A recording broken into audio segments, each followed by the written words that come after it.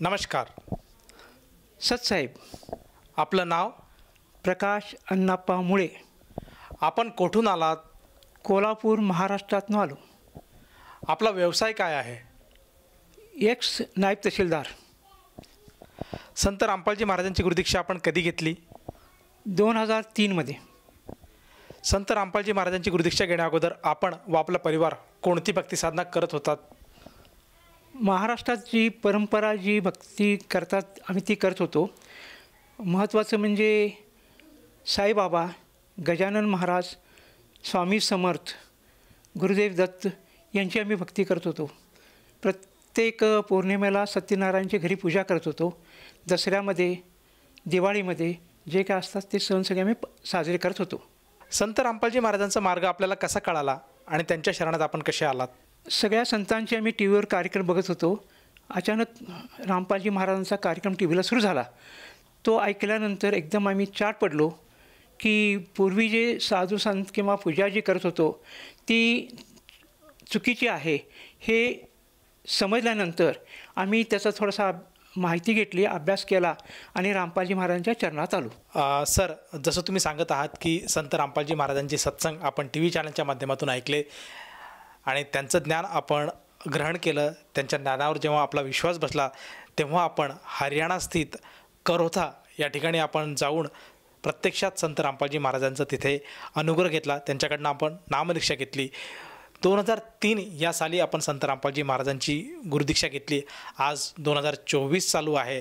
तर ह्या 21 वर्षामध्ये आपल्याला संत रामपालजी महाराजांकडनं काय काय अनुभव आले आहेत? एवढे अनुभव आलेले आहेत ते सांगायचं म्हटले 2 दिवस लागतील. त्यातले महत्त्वाचे मी सांगतो. सगळ्यात महत्त्वाचं म्हणजे एवढी मी देवतांची पूजा करूनसुद्धा आम्ही दुःखी होतो. पण रामपालजी महाराजांच्याकडनं नाम अनुग्रह घेतल्यानंतर आम्ही सुखी समाधानी झालो. सगळ्यात महत्त्वाचं म्हणजे मला मोक्षाचा मार्ग मिळाला. त्याच्यानंतर माझी मुलगीचा ॲक्सिडेंट झाला होता.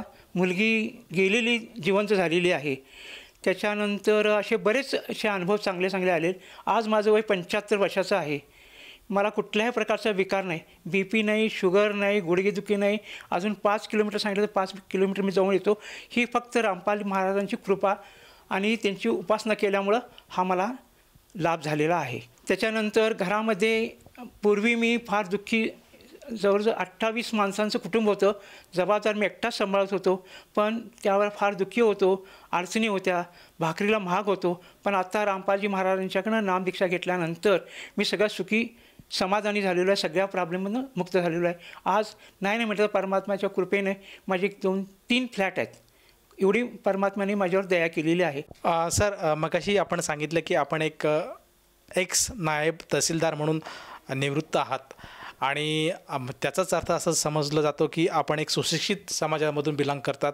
आपण एक उच्च पदावर सरकारी नोकरीमध्ये कार्यरत होतात. आणि असं असताना आपल्याला या साधू संतांवर आपला विश्वास कसा जडला आणि आपण विज्ञान युगामध्ये सुद्धा आज संत रामपालजी महाराजांचा जो सत्संग आहे, जे आध्यात्मिक ज्ञान आहे ते आपण आजसुद्धा आत्मसात करत आहात. तर हे कसं काय? रामपालजी महाराजांनी जे काय ज्ञान दिलं, प्रत्येक धर्माच्या पवित्र ग्रंथामधून अति गोपनीय रहस्य जे आहेत ते समजावून सांगितलेले ते पटले आणि त्याच्यापासून आम्हाला बराचसा लाभ झाला. म्हणून त्यांच्यावर आमचा विश्वास बसल्यानंतर आम्ही त्याच्यापासून आम्ही आजपर्यंत मी त्यांच्याशी प्रामाणिकपणे एकनिष्ठेने ही भक्ती करतो आहे आणि त्याच्यापासून आम्हाला बराचसा लाभ होत आलेला आहे. सर, असं ऐकण्यात येतं की संत रामपालजी महाराज हे आपल्या अनुयायांकडून जी भक्ती करून घेतात त्यामध्ये प्रामुख्याने ब्रह्मा, विष्णू, महेश यांच्यापासून ते समाजाला दूर करतात, त्यांची भक्ती सोडवतात. आज समाजामध्ये अशी धारणा झालेली आहे. तर आपलं याबद्दल काय म्हणणं आहे? हे साफ चुकीचं आहे, खोटं आहे. टोटली हे साफ खोटं चुकीचं का म्हणतो मी, तर कसं आहे, सत्यज्ञान समाज परिवर्तन करण्याचं जेव्हा ज्यांनी प्रयत्न केला आहे त्यांना सगळ्यांना समाजाने त्रास दिलेला आहे. रामपालजी महाराजांनी जगामध्ये सगळ्या विश्वातील सर्व लोकांना की ही सतभक्ती देऊन मोक्षाचा मार्ग सांगतात. सगळ्या युवक लोकांना नशामुक्त करण्याचा प्रयत्न करतात. ज्या समाजामध्ये चालीरीती आहेत, हुंडा देणे, हुंडा घेणे लग्नाच्या, ते टोटली नष्ट करण्याचा प्रयत्न करतात. सत्य परिस्थिती अशी आहे, ब्रह्मा विष्णू महेशची भक्ती सोडवत नाहीत. ब्रह्मा विष्णू महेश यांची उपासना करणे कशी करायची, काय करायची, ती गीतेच्या आणि वेदाच्या आधारे सांगितलं जातं. सगळ्यात महत्त्वाचं म्हणजे रामपालजी महाराजांनी ह्या तिन्ही देव आपल्या शरीरामध्ये कुठं आहेत, तिन्ही देव आपल्या शरीरामध्ये कमळामध्ये कुठं आहेत, ते गीतेच्या वेदाच्या आधारे सांगतात. आणि भक्ती कशी करायची, ब्रह्मा विष्णूपासून लांब जायचं नाही आहे. पहिला त्यांची वंदना करायची आणि मग गुरुकडनं उपदेश घेऊन आपला मुक्ती करून घ्यायचा, असा संदेश रामपालजी महाराजांनी देतात. समाजाकडून आम्हाला प्रत्येक ठिकाणी मदतच होत आलेली आहे. हे ज्ञान प्रचारासाठी समाजसुद्धा आम्हाला मदत करत आहे. आणि त्यामुळं हे जे आत्ता जे आपण जो मुद्दा मांडला तो साफ चुकीचा आणि खोटा आहे. सर, जसं तुम्ही सांगत आहात की संत रामपालजी महाराज वास्तविक रूपामध्ये श्री ब्रह्माजी, श्री विष्णूजी, श्री महेशजी, दुर्गा माता यांचे मंत्र आज त्यांच्या जे अनुयायांना देत आहेत आणि खऱ्या अर्थाने या देवी देवतांची भक्ती सांगत आहेत. जे मंत्र देतात त्या मंत्रामुळेच हे देवी देवत उन्नत होतात आणि साधकाला त्यातून लाभ मिळतात. तेच लाभ आपल्यालासुद्धा मिळाले आहेत. तर आपल्या या अनुभवातून, आपल्या या लाभातून आपण समाज बांधवांना काय संदेश द्याल? रामपालजी महाराजांनी संपूर्ण जगताला हा सत्य मार्ग देऊन, मुक्तीचा मार्ग देऊन सगळं समाजाला सुखी समाधान करण्याचा प्रयत्न करतात. त्याचप्रमाणे सगळा नशामुक्त भारत, नशामुक्त जग करण्याचा विडा उचललेला आहे. त्याचप्रमाणे हुंडा, सगळ्यात वाईट प्रथा, लग्नानंतर लग्नामध्ये हुंडा देणे, हुंडा घेणे ही प्रथा आहे, ती प्रथा नष्ट केलेली आहे. त्याचप्रमाणे संपूर्ण जगामध्ये भ्रष्टाचार निर्मूल करण्याचा प्रयत्न परमात्म्याने सुरू केलेला आहे. आणि सगळ्यात महत्त्वाचं म्हणजे जो मला लाभ झाला तसा तुम्हालाही लाभ व्हावा. रामपालजी महाराजांच्याकडून ह्या मंत्र घेऊन तुम्ही जर भक्ती कराल तर तुम्हीसुद्धा मुक्त व्हाल, तुमच्या आत्म्याचं कल्याण करून घ्याल. आणि प्रत्येकाला पैशाचा प्रॉब्लेम आहे, पैशाचा प्रॉब्लेमसुद्धा बऱ्याच जणांचा दूर झालेला आहे असं मी पाहिलेलं आहे. त्याचप्रमाणे संपूर्ण जगामध्ये, विश्वामध्ये शास्त्रानुसार भक्ती कशी करायची, गीतेमध्ये काय सांगितलं आहे, वेदामध्ये काय सांगितलं आहे. गीतेच्या 15व्या अध्यायामध्ये 1 ते 4 श्लोकामध्ये सद्गुरूंची व्याख्या दिलेली आहे. असा सद्गुरू जगामध्ये रामपालजी महाराजांच्या खेरीज कोणीही नाही.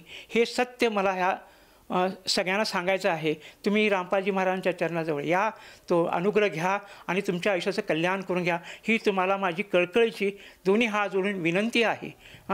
तुम्ही कल्याण करून घ्यावं ही तुम्हाला सांगतो. सर, जर एखाद्या साधकाला आपल्या या मुलाखतीतून उपदेश झाला आणि त्यालासुद्धा वाटलं की आपणसुद्धा संत रामपालजी महाराजांच्या ज्ञानाकडे वळायला काही हरकत नाही आणि आपल्यालासुद्धा संत रामपालजी महाराजांकडनं गुरुमंत्र घेऊन मोक्ष प्राप्तीसाठी प्रयत्न करायला हवं, तर तो व्यक्ती किंवा तो साधक संत रामपालजी महाराजांची गुरुदीक्षा कशी घेऊ शकेल? रामपालजी महाराजांच्या प्रवचन भारतामध्ये बऱ्याच चॅनलवर कार्यक्रम सुरू आहेत.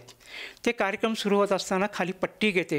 पट्टीवर जे नंबर येतात त्या नंबरला तुम्ही फोन कराल तर तुम्हाला तिथून तुम्ही ज्या ठिकाणी राहता जवळच्या नामदान केंद्राचा पत्ता सांगितला जातो, तिथला नंबर दिला जातो, तिथं जाऊन तुम्ही नामदीक्षा घेऊ शकता.